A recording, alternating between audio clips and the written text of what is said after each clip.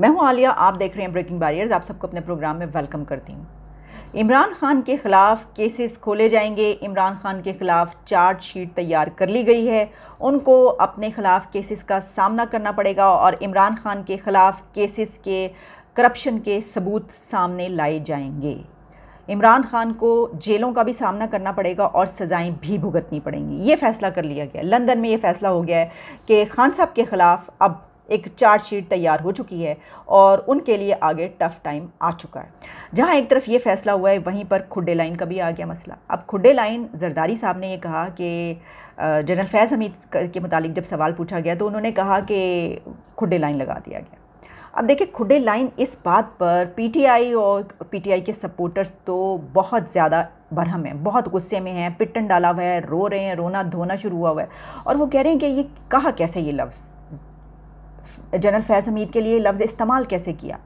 अच्छा, मैंने कहा कि क्या ये कोई बहुत बुरा लफ्ज़ है, क्या मसला है। जब देखा तो मोहित पीरज़ादा का जर्नलिस्टों ने भी बात की हुई, बल्कि आईएसपीआर को टैग किया जा रहा है कि ये खुड्डे लाइन का लफ्ज़ जनरल फैज़ हमीद के लिए इस्तेमाल कैसे किया गया। आसिफ जरदारी ने पूछे इनसे, क्या इनसे कोई पूछेगा। तो मैंने सोचा कि क्या कोई ये बहुत बुरा लफ्ज़ है, कोई इसमें फहाशी है, कोई नाजेबा है, कोई गंदा है, क्या हो गया। तो पता ही चला कि खुड्डे लाइन का मतलब ये है कि आपको किसी एक ऐसे कोने में भेज दिया जाए, उठा के किसी ऐसी जगह लगा दिया जाए, ट्रांसफ़र कर दिया जाए कि जहाँ पर आपके इंटरेस्ट के काम ना हो और आपको वहाँ पे जो बस सिंपल से सादा से काम हो, आपके डेजिग्नेशन के हिसाब से वही करने पड़े और आपके जो इंटरेस्ट थे या जो आप एक एक्टिविस्ट थे वो काम आपको ना मिलें, वो काम आप नहीं कर पाएंगे। तो मैं तो कहती हूँ कि बहुत अच्छा किया खुड्डे लाइन लगा के। बल्कि सब जितने भी फ़ौजी, जितने भी लोग ये समझते हैं कि सियासत में फ़ौज का अमल दखल होना चाहिए और वो अपने मशवरे देते हैं और ये सब सोच जो है वो मौजूद है, उन सब को खुड्डे लाइन लगा दें। सिर्फ उनको नहीं, सब ऐसे तमाम लोगों को खुड्डे लाइन लगा दें। तब शायद पाकिस्तान में जो जमहूरियत है वो बच जाए, तब शायद डेमोक्रेसी फ्लरिश कर सके। तो देखिएगा अभी आइंदा आने वाले दिनों में खुड्डे लाइन लफ्ज़ जो है ये तो बहुत पॉपुलर होगा। एक इसके ऊपर मूवीज़ बनेंगी, इसके ऊपर देखिएगा पैरोडी होगी, गाने बनेंगे, आप देखते जाइए अभी। लेकिन इसके ऊपर बहुत पिटन डला हुआ है, बहुत ज़्यादा रोना धोना हो रहा है। लेकिन रोना धोना एक और चीज़ पर भी हो रहा है और वो ये है कि हमारा साथ क्यों नहीं दे रहे आप, पाँव पकड़े जा रहे हैं, ऐसा यहाँ तक हो रहा है। देखिए, इमरान खान ने एक ही दिन में जब देखा कि ये तो सब सेम पेज पर हो गए हैं, उनको तो सिक्योरिटी रिस्क करार दिया जा रहा है, तो वो एक साइड से दूसरी साइड पर आ गए और खूब बूट पॉलिश वगैरह हमने देखे। उन्होंने कहा कि नहीं, कोई मसला ही नहीं है, मैं तो बहुत ज़बरदस्त पॉलिश करता हूँ। लेकिन साथ ही साथ उन्होंने फवाद चौधरी को उस काम पे लगा दिया जो वो पहले कर रहे थे। फवाद चौधरी ने एक जलसे में खूब ठोक बजा के जो है वो वाली बातें की हैं जो पहले इमरान खान कर रहे थे। क्या बातें की, आप खुद देख लीजिए। इस घर के ऊपर डाकुओं ने हमला कर दिया और जब डाकू इस घर के ऊपर हमला कर दे तो चौकीदार ये नहीं कह सकता मैं न्यूट्रल हूं। जनाबे वज़ीर आज़म चौकीदारों से जेलम मुतालबा करता है कि अपना फर्ज अदा करो, इलेक्शन कराओ, इलेक्शन कराओ। इस मुल्क के बहरान का ये वाहिद हल है। अगर इलेक्शन ना हुए तो मुल्क के लाखों लोग तो तैयार है मामलात अपने हाथ में लेने को। अब वो जानवर से चौकीदार पर आ गए, प्रमोशन कर दी उन्होंने, प्रमोशन हो गई, लेकिन पाँव पकड़े जा रहे हैं और ये कहा जा रहा है कि क्या हो गया है। हमेशा तो आज तक 70 सालों में बार बार आके कू करते रहे, 10-10 साल डिक्टेटरशिप्स करते रहे, डंडा चलाते रहे, किसी की मजाल नहीं थी किसी सिविलियन की कि कोई बात भी कर दे। और हमने तो जनाब देखें कैसे ईंट से ईंट आपकी बजा के रख दी है कि दुनिया ही पलट गई है। यानी पाकिस्तान की तारीख में ऐसा कभी नहीं हुआ था जो हमने कर डाला है। तो ऐसा तो नहीं हो सकता, आपको तो वापस आना पड़ेगा, एक मरतबा हमें हुकूमत दिलवानी पड़ेगी।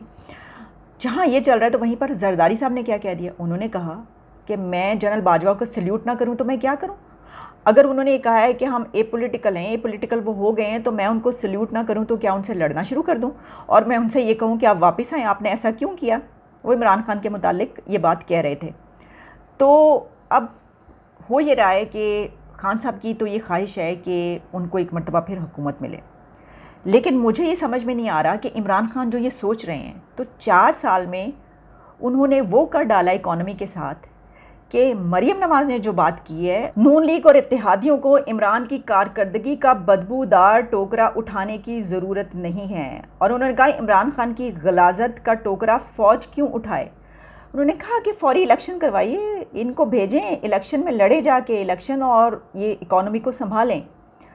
तो सिचुएशन यहाँ पे आ गई है कि अब पाकिस्तान का ये हालत हो चुकी है कि कोई भी इसकी रिस्पॉन्सिबिलिटी लेने को तैयार नहीं है कि हम कैसे निकालेंगे इसको इस गर्दाब से, जो सिसकते हुए जो है वो मईशत है, इसको हम कैसे बाहर निकालेंगे। यही वजह है कि ये जो डिस्कशन हो रही है कि इलेक्शन पहले हो बाद में हो, IMF का प्लान कौन लेगा, उसको कौन चलाएगा, क्या निगरान सेटअप आए, क्योंकि इस वक्त जो हुकूमत है उसने तो ये देख लिया कि जिस तरह ये कहा गया कि इसको 2-3 महीने नहीं, इसको तो 2-3 साल लगेंगे संभालने में। तो बल्कि आसिफ जरदारी ने ये कहा कि ये कौन सा बंगाल का नवाब है जो मीर सादिक और मीर जाफ़र कह रहा है, और इसने 4 साल में क्या कर लिया जो इसको फौरी तौर पर इलेक्शन चाहिए। इसको क्यों चाहिए इलेक्शन फौरी तौर पर? आसिफ अली जरदारी ने कुछ out of the box solutions पेश किए हैं इकॉनमी को ठीक करने के लिए कि आपके पास स्टेट लाइफ इंश्योरेंस है, इस वक्त 100 बिलियन से ज़्यादा इन्वेस्टमेंट है, इसमें से 26% किसी कारोबारी को दे दें, किसी बिजनेसमैन को दे दें जिसका रिकॉर्ड अच्छा हो। मार्केट से 26% पर कम से कम आपको 8 to 10 बिलियन मिल जाएंगे। फिर ये कि बिजली की लाइंस को भी प्राइवेटाइज़ कर दिया जाए और सिंध और पंजाब में ये बिजली की लाइंस यानी कि इलेक्ट्रिसिटी लाइंस जो हैं, ये सिस्टम जो है इसको किसी प्राइवेटाइजेशन कर दें, किसी प्राइवेट इदारे को दे दें। फिर पाकिस्तान के कारोबारी लोग जो हैं, बड़े बड़े बिजनेसमैन जो हैं, वो आकर बैठें साथ, उनसे सजेशंस लें, उनसे रिकमेंडेशंस लें कि वो किस तरीके से ठीक कर सकते हैं, वो कैसे हेल्प आउट कर सकते हैं हुकूमत को। फिर उन्होंने कहा कि ये आउट ऑफ द बॉक्स जाकर ही इसका हल निकालना पड़ेगा, वैसे नहीं निकलेगा कि जो आम तौर पे हम निकलते हैं वैसे नहीं निकलेगा, इसके मुतालिक कुछ और सोचना पड़ेगा। तो इसी तरीके से उनका ये कहना था कि जैसे कि 50,000 अगर किसी की सैलरी है तो उसमें भी उसका पूरा नहीं होता, क्योंकि उसके 20,000 तो वो आ जाता है। तो इसके लिए पूरा एक प्रोग्राम देना पड़ेगा लोगों को। बिजली के हवाले से उन्होंने बड़ी सजेशंस दी हैं। अब देखिए ये जो है बात, इससे ये पता चल रहा है कि भाई मईशत जो है वो वाकई, तो खान साहब यहाँ तक ले आए पाकिस्तान को, तो वो ये क्यों चाह रहे हैं कि फ़ौरी तौर पर उनको हुकूमत मिले और वो एक ही महीने के अंदर इसको डिफ़ॉल्ट कर दें। डिफ़ॉल्ट करवाना चाहते हैं, वो चाहते हैं कि श्रीलंका वाला हाल हो पाकिस्तान का। लेकिन इमरान खान के सामने एक और आग का दरिया भी आ चुका है, और वो ये है कि जो PTI फॉरेन फंडिंग का केस है वो अक्सर चल रहा है इलेक्शन कमीशन में। सिकंदर सुल्तान राजा जिनके ऊपर उन्होंने बड़ी उनको बुरी बुरी बातें कही हैं, वो देख रहे हैं ये वाला case, day to day hearing हो रही है। और उसमें PTI ने ये कन्फेस कर लिया है कि 2013 से पहले जो गड़बड़ थी वो इमरान खान को मालूम है। इमरान खान जानते थे कि वो गड़बड़ है और उन्होंने इसका कन्फेशन कर लिया कि हाँ हमें मालूम था, और चेयरमैन को भी मालूम था कि 2013 से पहले इसमें जो फंड्स हैं इनमें गड़बड़ हो रही थी। कुछ लोगों का और कुछ चीज़ों का इलाज करने का फ़ैसला कर लिया गया, वो मैं आपको बता चुकी हूँ। और उसके लिए अब ये हो रहा है कि पहले जहाँ हमें रिटायर्ड फ़ौजी अफसरान की ये वीडियोस आ रही थी अभी तक कि वो ये कह रहे हैं कि ऐसी की तैसी कर देंगे, फ़ौज ने किया ये, इमरान खान के साथ कोई कुछ करके तो देखे, हम तो ईंट से ईंट बजा देंगे। और जर्नैलों के ख़िलाफ़ उन्होंने बढ़ चढ़ के बयानात दिए हुए थे, और जो खुडे लाइन जिनको लगाया उनके हक़ में जो है वो बहुत ज़्यादा वीडियोज़ आ रही थी, और दूसरी तरफ जो है वो एक तरफ के ख़िलाफ़ आ रही थी। तो उस पर अब हमने देखा है कि उसके बरक्स वीडियो अब आना शुरू हो गई। तो लगता है कि अंदर भी ये महसूस कर लिया गया है कि इससे ज़्यादा मज़ीद आगे बढ़ेंगे तो फिर वो जो बात की जा रही है कि कहीं ऐसा नुकसान ना उठा लें जिसका कोई अजाला ना हो। माजी में ऐसे बहुत नुकसान हम उठा चुके हैं। तो कुछ रिटायर्ड फ़ौजी अफसरान की वीडियोज़ आई हैं। जब तक सियासी इख्तिलाफात थे, हर इख्तिलाफ काबिल एहतराम, लेकिन अब बात हमारे घर पे आ गई है जब खुले आम हमें फौजियों को गद्दार कहा जा रहा है। मैं सिर्फ एक बात करूंगा, जाग फौजी जाग, तेरी पग नू लग गया दाग। हम आर्मी के रिटायर्ड लोग इमरान खान साहब को ये बता देना चाहते हैं कि उन शोहदा जिन फौजियों के सरों को काट कर फुटबॉल खेला गया दहशतगर्दी की जंग में, आप उनके लवाहिकीन को क्या बताना चाहते हो कि ये मीर जाफर और मीर सादक वाली फौज है? ऐसा हरगिज़ नहीं है। और आप खाना जंगी की बात करते हैं, खाना जंगी इस मुल्क में नहीं होगी। इस मुल्क के तमाम रिटायर्ड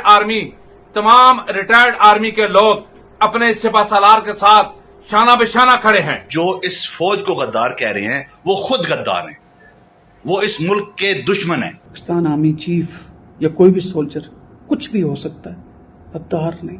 और मेरी तरह के रिटायर्ड ऑफिसर्स और जवान जनरल बाजवा के साथ खड़े।